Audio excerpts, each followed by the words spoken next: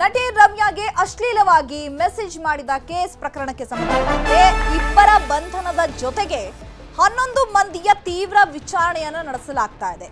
43 ಐಡಿಗಳ ಜೊತೆಗೆ ಮತ್ತೆ 5 ಐಡಿಯನ್ನ ಕೊಟ್ಟಿದ್ದಾರೆ ರಮ್ಯಾ ಅವರು.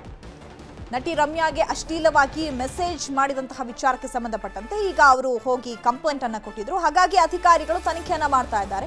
ಈಗ ಇಬ್ಬರನ್ನ ಬಂಧಿಸಿದ್ದಾರೆ. ಅದರ ಜೊತೆಗೆ 11 ಮಂದಿಯನ್ನ ತೀವ್ರ ವಿಚಾರಣೆ ಮಾಡ್ತಾ ಇದ್ದಾರೆ.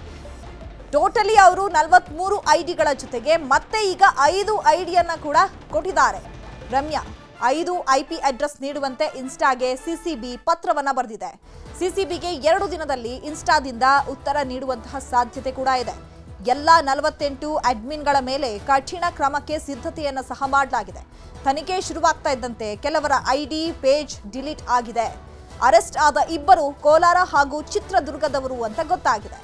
ಅಂದ್ರೆ ಇವಾಗ ಟಾಕ್ಸ್ ಹೇಗಿದೆ ಅಂತ ಹೇಳಿದ್ರೆ ಎಲ್ಲರೂ ಕೂಡ ಫೇಕ್ ಅಕೌಂಟ್ಗಳನ್ನ ಕ್ರಿಯೇಟ್ ಮಾಡ್ತಾರೆ. ಆ ಮೂಲಕ ಈ ರೀತಿಯಾದಂತಹ ಅದರಲ್ಲೂ ಪ್ರಖ್ಯಾತಿ ಹೊಂದಿರುವಂತಹ ನಟ ನಟಿಯರಿಗೆ ಅಶ್ಲೀಲವಾಗಿ ಮೆಸೇಜ್ ಅನ್ನ ಮಾಡ್ತಾರೆ. ಅದೇ ವಿಚಾರಕ್ಕೆ ಸಂಬಂಧಪಟ್ಟಂತೆ ಈಗ ಇಬ್ಬರನ್ನ ಬಂಧಿಸಿದ್ದಾರೆ ಸಿಸಿಬಿ ಅಧಿಕಾರಿಗಳು. ಜೊತೆಗೆ ವಿಚಾರಣೆಯನ್ನ ಸಹ ಮಾಡ್ತಾ ಇದ್ದಾರೆ.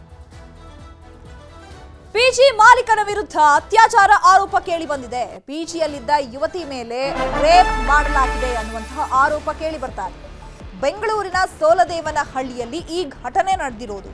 ಪಿಜಿ ಮಾಲೀಕನೇ ಯುವತಿಯನ್ನ ಲೈಂಗಿಕ ದೌರ್ಜನ್ಯಕ್ಕೆ ಬಳಸಿಕೊಂಡಿದ್ದಾನೆ ಅಂತ ಹೇಳಿ ಈಗ ಯುವತಿ ಆರೋಪ ಮಾಡ್ತಾ ಇದ್ದಾಳೆ. ಬೆಂಗಳೂರಿನ ಸೋಲದೇವನಹಳ್ಳಿಯಲ್ಲಿ ಈ ಘಟನೆ ನಡೆದಿರೋದು. ಪಿಜಿ ಮಾಲೀಕ ಅಶ್ರಫ್ ವಿರುದ್ಧ ಯುವತಿ ದೂರನ್ನ ದಾಖಲಿಸಿದ್ದಾಳೆ. ಪಿಜಿಗೆ ಸೇರಿದ 10 ದಿನಗಳಲ್ಲಿ ಅತ್ಯಾಚಾರ ಆಗಿದೆಯಂತೆ. ಕಾರಿನಲ್ಲಿ ನಿರ್ಜನ ಪ್ರದೇಶಕ್ಕೆ ಕರ್ಕೊಂಡು ಹೋಗಿ ರೇಪ್ ಮಾಡಲಾಗಿದೆ ಅಂತ ಹೇಳಿ ಯುವತಿ ಆರೋಪ ಮಾಡ್ತಾ ಇದ್ದಾಳೆ.